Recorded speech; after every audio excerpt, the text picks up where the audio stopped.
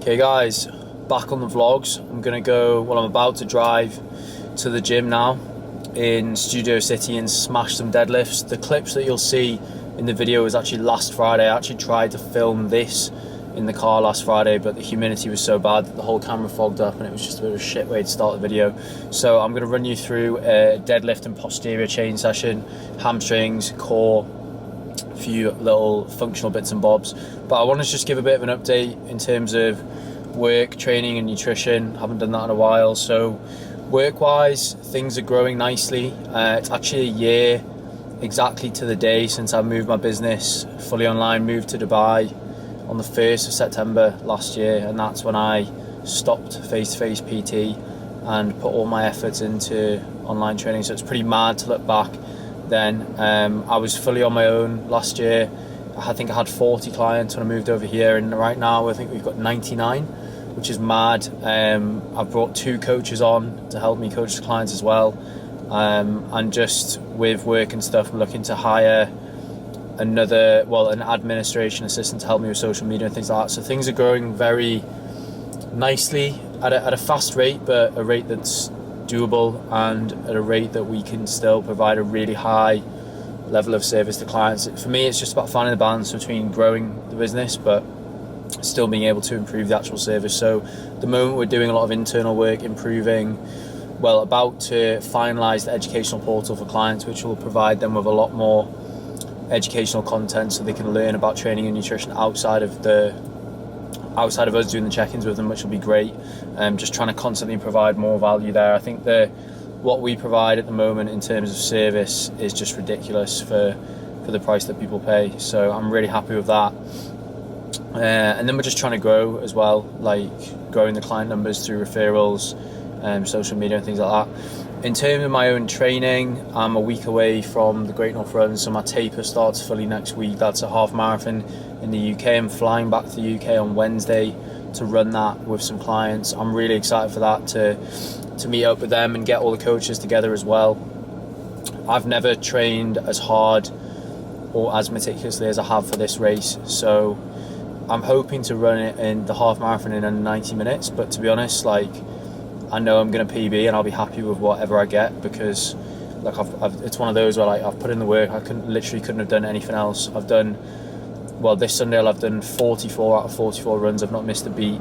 I've trained in Marbella, in the UK, in Dubai, varying temperatures, loads of travel, a few bits of sickness as well. I've not missed anything, so I couldn't be happy with my effort, and I'm just ready to fucking send it in Newcastle.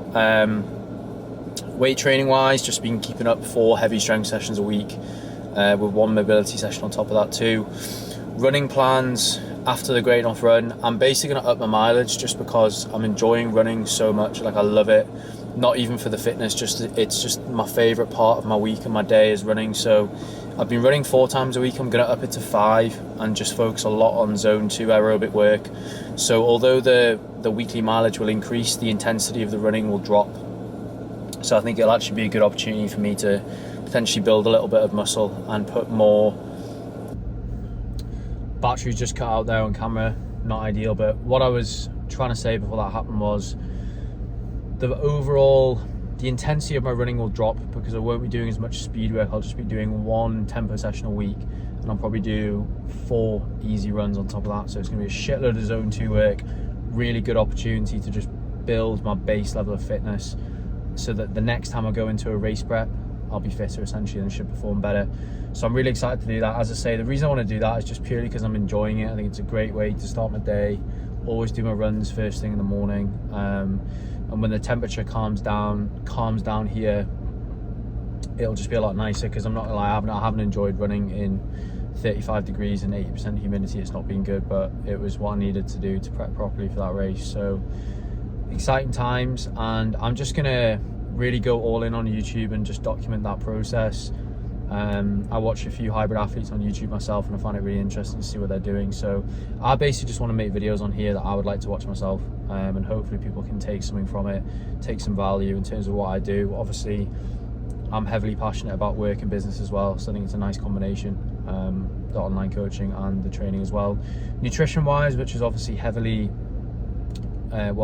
it's obviously goes hand in hand with the training. It's been a bit of experimentation, to be honest. I did that photo shoot, I think it was 9 weeks ago now, where I got pretty lean, but I got pretty fatigued. I got weak as well. Like, running performance went through the roof because I got light. So since then, I've just been slowly titrating my calories up with the guidance of my coach. But my goals are very much, although they're performance focused with running, strength training, also physique focused. I want to maintain that lean, athletic look year round, regardless of what I'm doing, what I'm training for. That's what my brand, athletic aesthetic, can't even say it myself, is what it's all about. Stay sub 10% body fat year round, regardless of what's going on. So basically what I want to do is make sure that I'm fueled for my performance and I'm able to do these runs and still maintain my muscle mass, but again, stay lean at the same time. So it's going to be interesting to see what happens over the next few months. But at the moment, I'm just trying to find the balance between consuming enough carbohydrates to perform well, but not too many to the point where I feel bloated and actually start to gain weight. Like, my body weight is fluctuating a hell of a lot at the moment, like literally jumping sometimes 1.5 kilo to 2 kilos in a week. That's obviously down to stress and fatigue as well, that has built up a lot with hybrid training. So once I've got the great enough run out of the way, I roughly know where my macros are going to be at, and then we'll just see what happens as I slowly drive that training volume up. But it'll be interesting. I'll document the process, and I'm definitely going to do like a full day of eating video on like a rest day, a training day, and a double training day, maybe a long run day. So it's all to come, but I'm going to go to the gym now and hit this deadlift session, and you'll see last week's video because, as I say, the camera overheated last week.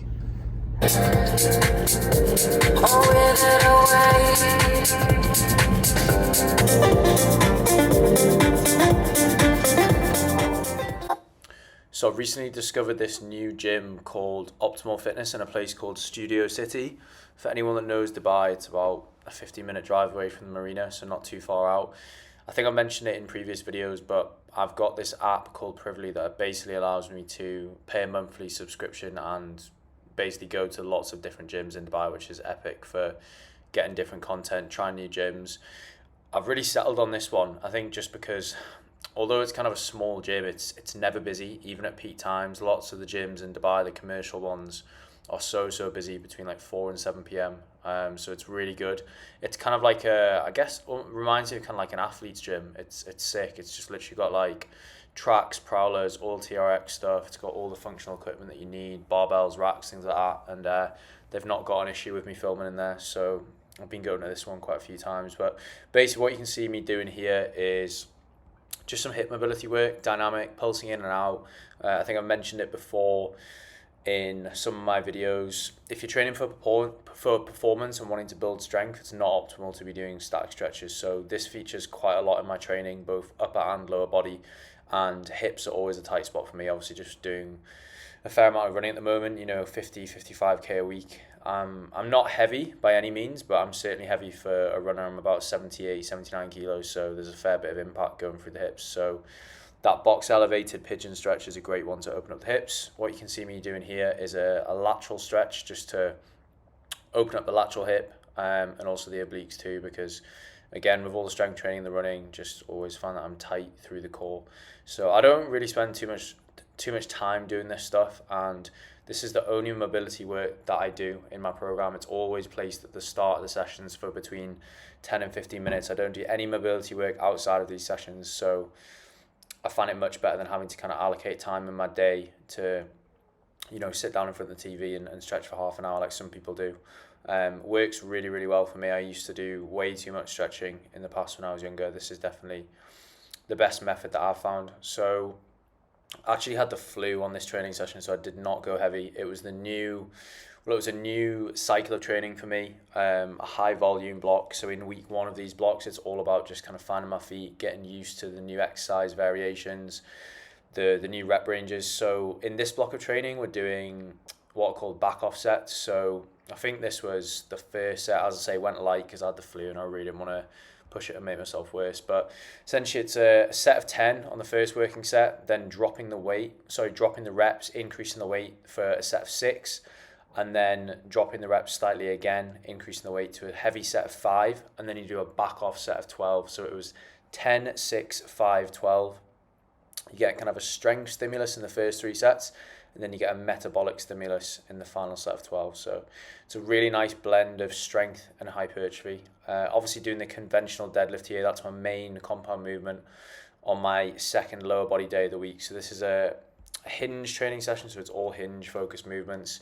Deadlifts, good mornings, and my isolation today were some hamstring curls that you'll see in a second. But deadlift's actually my strongest movement. I've worked a lot on it over the last couple of years, working with the coach that I have now.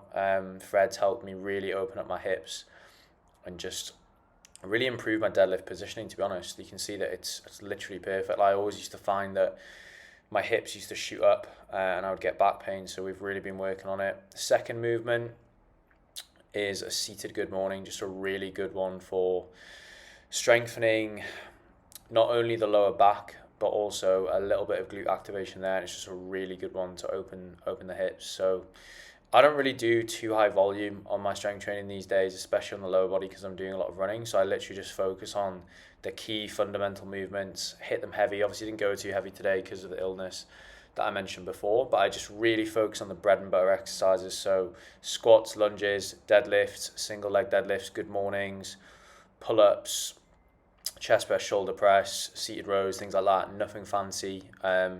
Not much machine work. I'll usually end each workout with like one machine, which you'll see in the next clip here. But good mornings in my program for the first time in a long time, but I'm really enjoying them. And as I say, they do really help me open up those hips, which is kind of a constant thing that I'm working against with the running, as I mentioned before. But here you can just see me finishing off with some hamstring curls. I do like to go fairly heavy on these just to get a really good pump, and I think it's just nice to finish each training session with one kind of bodybuilding isolation movement. Like, that's the way I started training when I was younger, was just bodybuilding. So it's always good to kind of bring it back to that and get a bit of a pump, even though the majority of my training is fairly functional these days.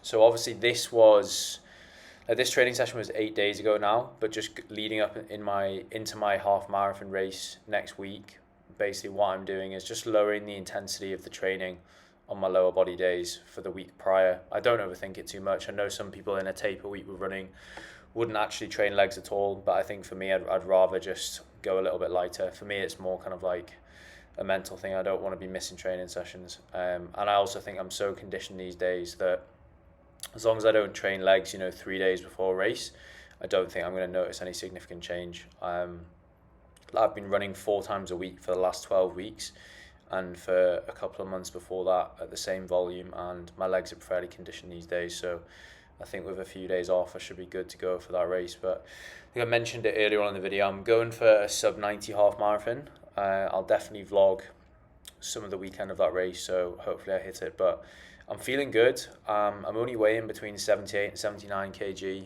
at the moment, which is the lightest I've been in a long time, and I'm definitely the fittest I've been too. So I'm certainly in the best position I've ever been in to PB that race.